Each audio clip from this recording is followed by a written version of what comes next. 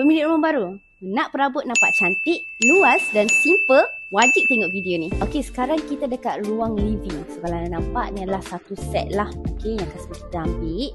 Okey, so dekat sini kita ada 3 seater. Okey, siapa yang suka macam English modern concept bolehlah ambil design English modern channel 3 seater. Okey, dia more to modern sebab workmanship dia ada bahagian channel dekat sini. So workmanship kita memang cantik lah. Dan tak lupa juga kalau dekat bahagian sliding atau tingkap kita ada 2 biji itu sepasang wing chair. Okey, kalau dekat sini kita adalah wing chair, classical wing chair. Okey, dia agak besar sikit. Okey, kita ada bahagian channel, workmanship channel dekat sini. Dan tak lupa juga kita ada option juga pilihan untuk customer kita sendiri boleh pilih aksesori. Okey, kalau yang ni kita pakai paku bronze. Okey, yang ni customer kita ambil paku warna bronze sebab nak sesuai dengan chandelier rumah customer.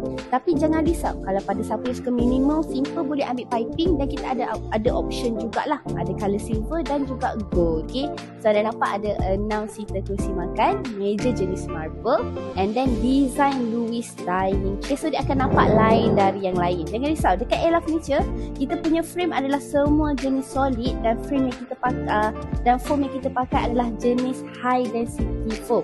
Okay, so kita boleh fokus nak pakai dalam jangka masa yang lama. Okey, so kalau dekat Ella Furniture boleh je nak meja 6 seater, 8 seater, 10 seater, nak 6 kerusi, 8 kerusi, 10 kerusi, boleh pilih sebab nak ikut kesesuaian rumah kita.